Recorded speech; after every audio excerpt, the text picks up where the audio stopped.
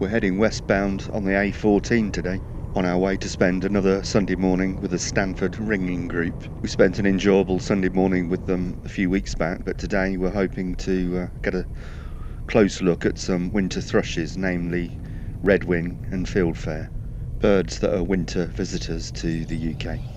And here we are. It's a perfect late autumn day today, the sun just rising above the hill there. Well, the ringers are not here at the moment. They're out checking the nets and looking up the path. We've got a female muntjac deer. Okay, just brought a batch of birds in, and as I explained in the last film, it's always the smaller birds like this goldcrest that are processed first, are always first in the queue. Just checking the sex of this one. If there's orange feathers under the yellow crest feathers, then it's a male. And I can't stress enough how important this work is for bird conservation. All this information goes to the BTO. If you haven't already, please check out my previous film, because there's lots of on-screen information about bird ringing there and how important it is. And next up is this little wren. No winter thrushes so far.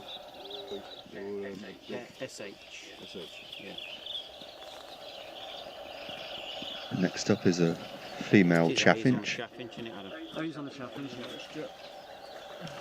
This is a blue tit that's been ringed before, but all the information from the ring is logged.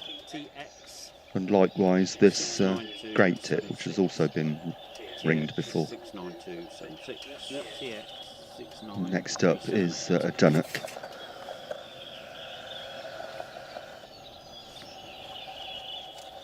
And now at last our first winter thrush. This is a fieldfare. Absolutely stunning bird.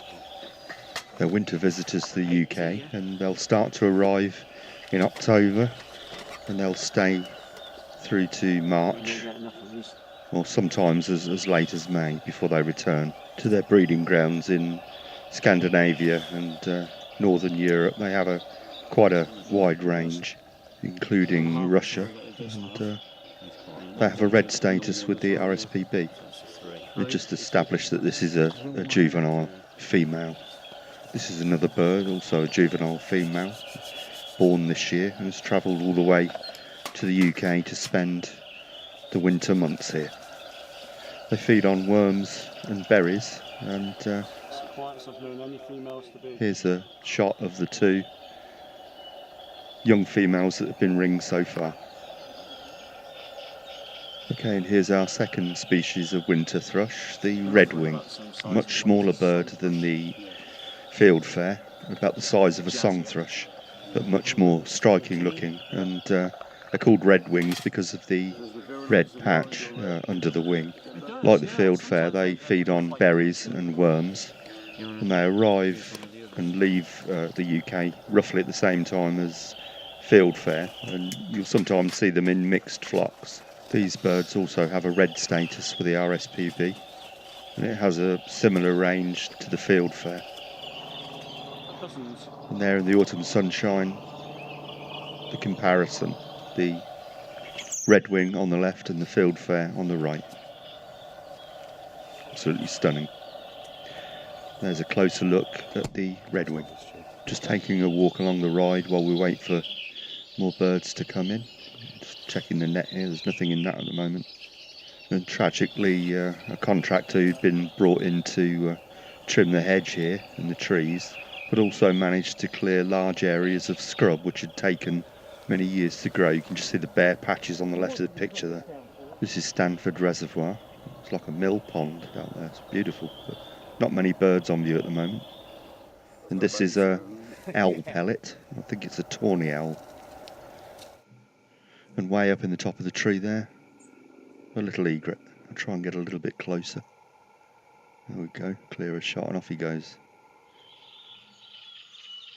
We're back at the ringing station now. The guys are not back yet, but the muntjac is.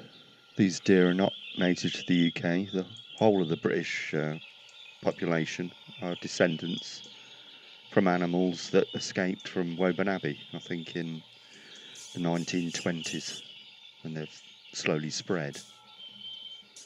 Just having a walk up to one of the other nets while we wait. Looks like there's a redwing in that one, which will be collected quite soon. And this is one of the digital bird callers that are used to attract the birds towards the nets. Looks like the guys are back now with what will be probably the last birds of the morning. And once again, I can't stress enough how important this work is, and these guys are really dedicated. They come out most weekends. They're not subsidised in any way. They depend totally on themselves and, of course, donations to fund this really important work. It's vitally important for bird conservation. Without this work, we wouldn't know anything about habitat or which birds are declining and which birds are doing okay and where they travel to and from. Here's another blue tit. Apparently they're really feisty. Guys tend to get pecked more by blue tits than any of the other birds. And here's another winter thrush, another field fare. 5 field fare altogether have been ringed today, which I'm told is pretty good. Just checking the wing feathers to see whether it's an adult or a juvenile. I think I've decided it's a juvenile, another juvenile. Just sexing the bird now.